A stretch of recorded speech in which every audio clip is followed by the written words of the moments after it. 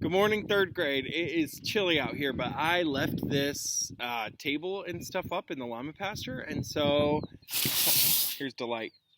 It's one of my favorites. And Sunny, she has a broken ear. She was attacked by a dog when she was really little, but hi. Good morning. Good morning. Good morning. So anyway, I left the table up out here, so I figured I might as well come out and do our read aloud outside. I hope that you guys are having a good morning so far. I've got our book here. I'm going to have to read it out of my lap because the table is frosty. Remember that we are... What chapter are we on? Flight of the Fat Lady.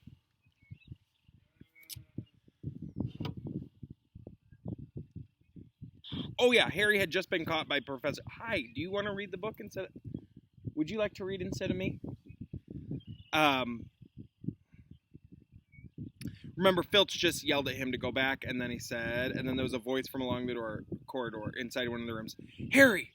Harry doubled back to see who had spoken and met Professor Lupin, looking around his office door. What are you doing? Said Lupin, in a very different voice than Filch. Where are Ron and Hermione? Hogsmeade, said Harry in a would-be casual voice. Ah, said Lupin. He considered Harry for a moment. Why don't you come in? I've just taken a delivery of Grindylow for our next lesson. Oh, what? Said Harry. He followed Lupin into his office. In the corner stood a very large tank of water.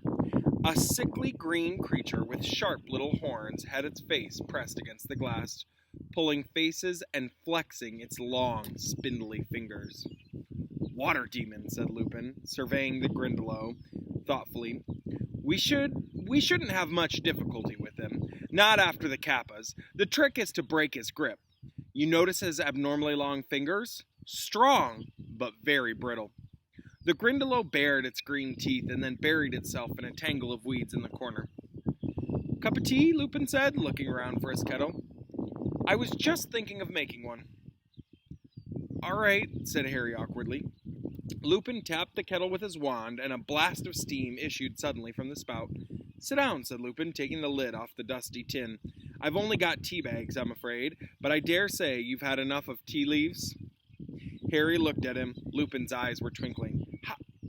How'd you know about that? Remember, he's talking about the thing that happened in Professor Trelawney's office. How did you know about that? Harry asked. Professor McGonagall told me. Let's see if the word is over here. They're much more... Yeah, here we go. Professor McGonagall told me, said Lupin, passing Harry a chipped mug of tea. You're not worried at all, are you? No, said Harry. He thought for a moment of telling Lupin about the dog he'd seen in Magnolia Crescent, but decided not to. He didn't want Lupin to think he was a coward, especially since Lupin already seemed to think he couldn't handle a Boggart. Something of Harry's thoughts seemed to have shown on his face because Lupin said, Anything worrying you, Harry? No, Harry lied. He drank a bit of tea and watched the Grindylow brandishing a fist at him. Yes, he said suddenly, putting his tea down on Lupin's desk. You know that day we fought the Boggarts? Yes, said Lupin slowly. Why didn't you let me fight it? Said Harry abruptly. Lupin raised his eyebrows. Oh, I thought that was obvious, Harry, he said, sounding surprised. Harry, who had expected Lupin to deny that he had done any such thing, was taken aback. Why? He said again. Well, said Lupin, frowning slightly, I assumed that if the Boggart faced you, it would assume the shape of Lord Voldemort. Harry stared. Not only was this the last answer that he expected, but Lupin had said Voldemort's name. No other wizard did that, other than Albus Dumbledore. Clearly, I was wrong, said Lupin, still frowning at Harry.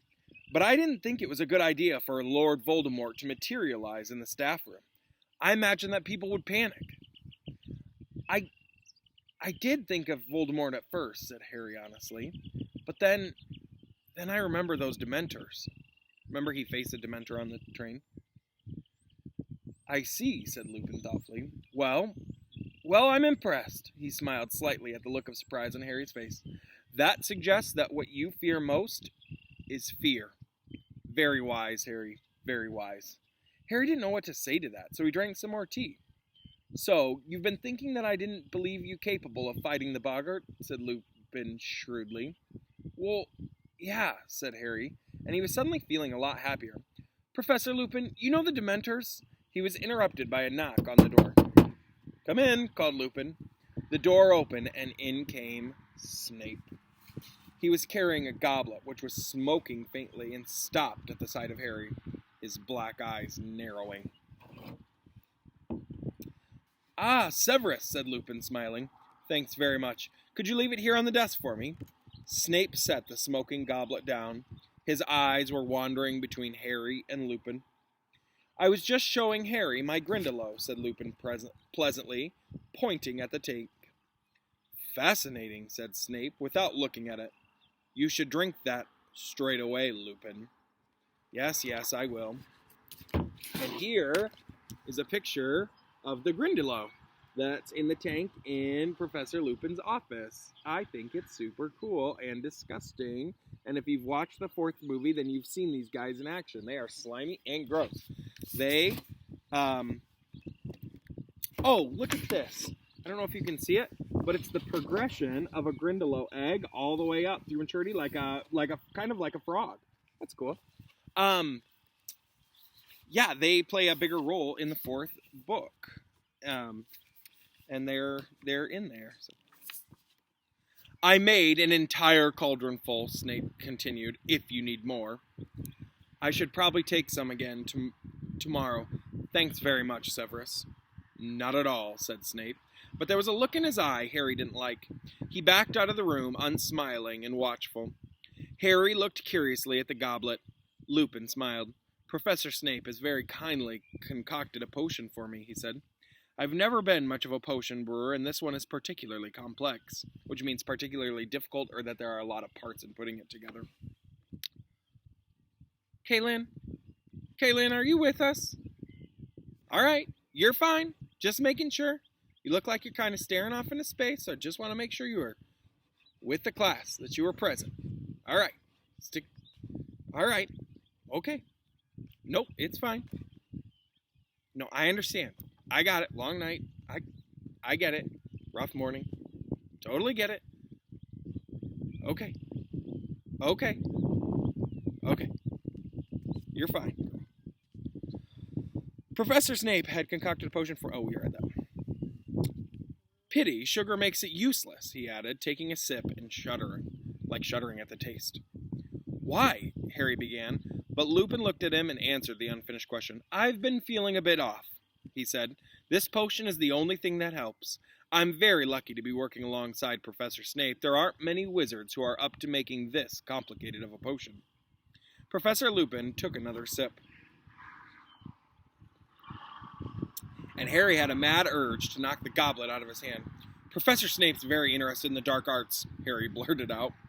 Really? Said Lupin, looking only mildly interested as he took another gulp of his potion. Some people reckon, Harry hesitated, then plunged recklessly on. Some people reckon he'd do anything to get the defense against the dark arts job. Your job. Lupin drained the goblet and pulled a face. Disgusting. Oh. Disgusting, he said. Well, Harry, I better get back to work. I'll see you at the feast later. Right, said Harry, putting his empty teacup down. The empty goblet was still smoking. And that's where I have to end today. I know it wasn't very much. It was just one scene. I have to go. I have a lot of farm stuff to do and schoolwork to do, and then I have to go get supplies for Grandma Becky. You know, she's old and she's got that respiratory stuff going on anyway, so I don't want her out and about shopping, so I'm going to go get her some toilet paper, some other things that she needs, some food, some things to keep her busy, and run them up to her condo in Cedar Falls. So I've got to spend my morning doing that and then come back and do schoolwork at night. So, but it's good. It's for the safety. I hope that you guys are staying safe. And my llamas will be out today for one more day, enjoying themselves. And we have a baby coming, but I don't know when that'll be. As soon as it happens, I'll take pictures and email it out to the class. So, all right, have a great day. Be good. Talk to you later. I miss you.